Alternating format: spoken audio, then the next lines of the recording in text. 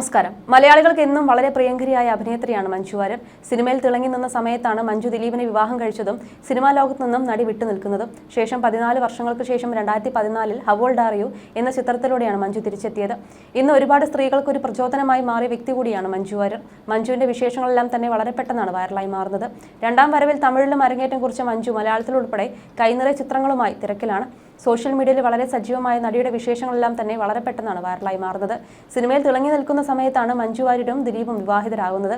ഇരുവരും പ്രണയത്തിലായിരുന്നു. Manju Dileep combo screen കണ്ട് ആരാധിച്ചു വരുന്നവർക്കും ഇരുവരും ജീവിതത്തിൽ ഒന്നിച്ചപ്പോൾ സന്തോഷമായി. എന്നാൽ അപ്രതീക്ഷിതമായിരുന്നു ഇരുവരുടെയും വിവാഹമോചനം. സ്കൂൾ കലോത്സവ വേദികളിൽ തിളങ്ങിയ മഞ്ജു വാര്യർ എന്ന കലാപ്രതിഭയെ സിനിമാ മേഖലയിലേക്ക് കൈപിടിച്ചു കൊണ്ടുവന്നത് സംവിധായകൻ മോഹനായിരുന്നുവെന്ന് പലർക്കും അറിയാവുന്ന കാര്യമാണ്. സാക്ഷ്യം എന്ന ആദ്യ ചിത്രം വലിയ തോതിൽ ശ്രദ്ധിക്കപ്പെട്ടില്ലെങ്കിലും തൊട്ടു പിന്നാലെ ഇറങ്ങിയ സല്ലാപം സൂപ്പർ ഹിറ്റായതാണ് താരത്തിന്റെ കരിയറിൽ വഴിത്തിരിവായത്. എന്നാൽ ഇപ്പോഴത്തെ സിനിമയിലേക്ക് വരുന്നതിന് മുമ്പ് മഞ്ജു വാര്യരെ സീരിയലിൽ അഭിനയിപ്പിക്കണമെന്ന് തന്നോട് വേറെ ഒരാൾ ആവശ്യപ്പെട്ടിരുന്നുവെന്ന് വെളിപ്പെടുത്തുകയാണ് സംവിധായകൻ Shanthivila Dinesh. Life camera action എന്ന സ്വന്തം യൂട്യൂബ് ചാനലിലൂടെയായിരുന്നു അദ്ദേഹത്തിന്റെ വെളിപ്പെടുത്തൽ. തനിക്ക് കഴിഞ്ഞ ദിവസം ഒരു ഫോൺ കോളിനെ കുറിച്ച് പറഞ്ഞുകൊണ്ടാണ് അദ്ദേഹം ഈ വിഷയത്തിലേക്ക് കടക്കുന്നത്. സംവിധായകന്റെ വാക്കുകൾ ഇങ്ങനെ: ഖത്തറിൽ നിന്നും കഴിഞ്ഞ ദിവസം എനിക്കൊരു ഫോൺ കോൾ വന്നു. മലപ്പുറത്തുകാരനായ ഫവാസ് എന്ന ചെറുപ്പക്കാരനാണ്. ഞങ്ങൾ തമ്മിൽ ഒരുപാട് നേരം സംസാരിച്ചു. അദ്ദേഹത്തിന്റെ ദാമ്പത്യ ജീവിതം 1 വർഷമേ നിലനിന്നുള്ളൂ. വലിയ കടമായതോടെ അതെല്ലാം തീർക്കാനായിട്ടാണ് ഖത്തറിൽ വന്നത് എന്നതടക്കമുള്ള തന്റെ വ്യക്തിപരമായ ഒരുപാട് കാര്യങ്ങൾ ഫവാസ് എന്നോട് തുറന്നു പറഞ്ഞു.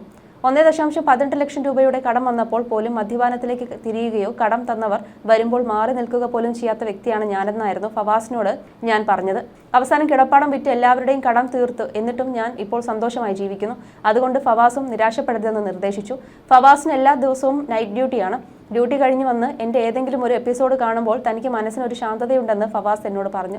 നാട്ടിൽ വരുമ്പോൾ തീർച്ചയായും എന്നെ കാണാനായി തിരുവനന്തപുരത്ത് വരുമെന്നും അറിയിച്ചു. കുറെ നേരത്തെ സംസാരത്തിന് ശേഷം ഫോൺ വെക്കുമ്പോൾ ഫവാസ് എന്നോട് പറഞ്ഞത് എനിക്ക് മഞ്ജു വാര്യരെയും ദിനേശ് ചേട്ടനെയുമാണ് ഇഷ്ടം എന്നായിരുന്നു.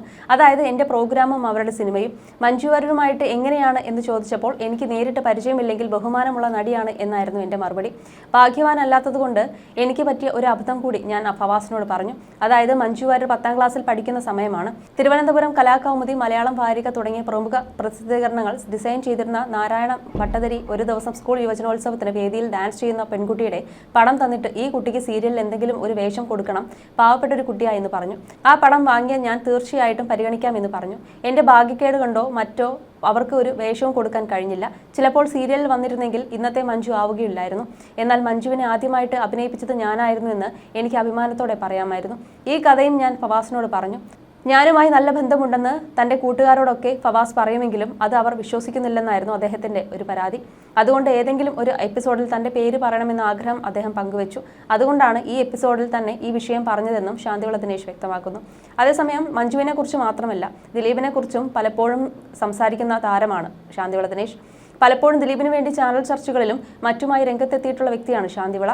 നടി ആക്രമിക്കപ്പെട്ട കേസിലെ അന്വേഷണം വഴിതെറ്റുന്നത് മഞ്ജു വാര്യരുടെ ഒരു പ്രസ്താവനയ്ക്ക് പിന്നാലെയാണെന്നാണ് സംവിധായകൻ ശാന്തിവിള ദിനേശ് പറഞ്ഞത്. ആക്രമിക്കപ്പെട്ട നടിക്ക് പിന്തുണയുമായി സിനിമാ ലോകം കൊച്ചിയിൽ ഒന്നിച്ചു കൂടിയിരുന്നു.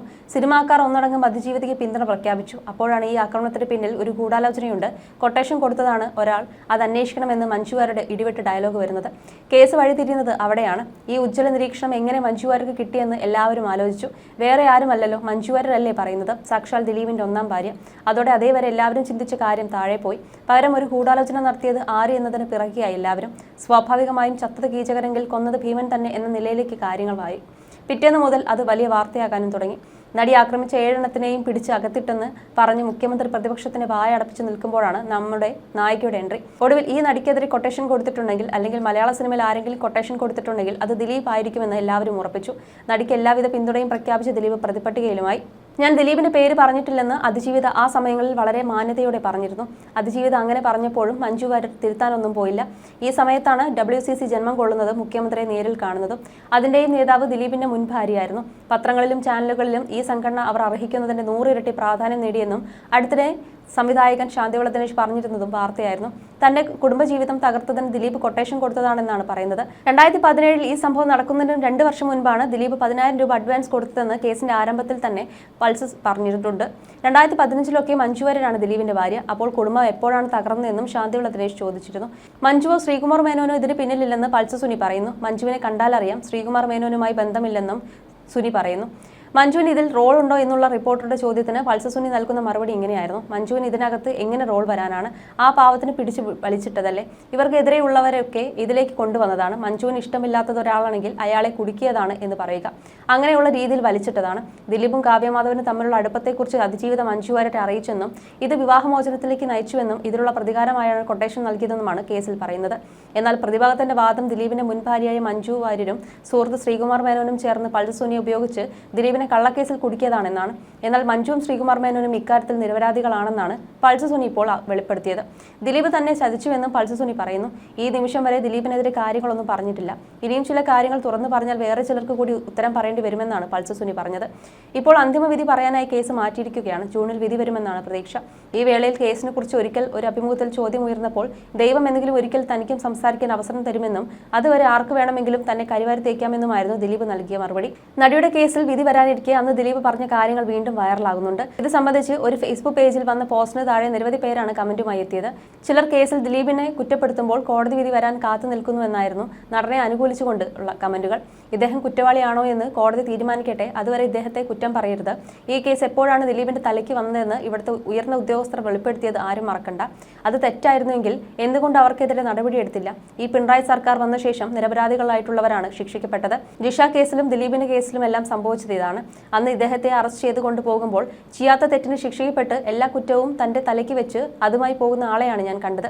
ഒരു കുറ്റബോധത്തിന്റെ മുഖം ഞാൻ കണ്ടില്ല. അദ്ദേഹം തല ഉയർത്തിയാണ് നടന്നതെന്നാണ് ഒരു ആരാധകൻ കുറിച്ചത്. വിവാഹമോചനത്തിന് ശേഷം സിനിമയിൽ വൻ തിരിച്ചുവരവ് നടത്തിയ താരമാണ് മഞ്ജു വാര്യർ. എമ്പുരാനാണ് നടിയുടേതായി ഏറ്റവും ഒടുവിൽ പുറത്തിറങ്ങിയ ചിത്രം. സിനിമയിൽ പ്രിയദർശൻ രാംദാസ് എന്ന മഞ്ജു വാര്യരുടെ കഥാപാത്രം ഏറെ പ്രശംസിക്കപ്പെട്ടിരുന്നു. ഹിന്ദിയിലും തമിഴിലുമായി നിരവധി ചിത്രങ്ങൾ ഇനി മഞ്ജുവിൻ്റെതായി വരാനുണ്ട്. വിജയ് സേതുപതിക്കൊപ്പം വിടുതലൈ 2 ആയിരുന്നു തമിഴിൽ മഞ്ജു അവസാനമായി അഭിനയിച്ച ചിത്രം. രണ്ടാം വരവിലായിരുന്നു മഞ്ജു തമിഴിൽ അരങ്ങേറ്റം കുറിച്ചത്.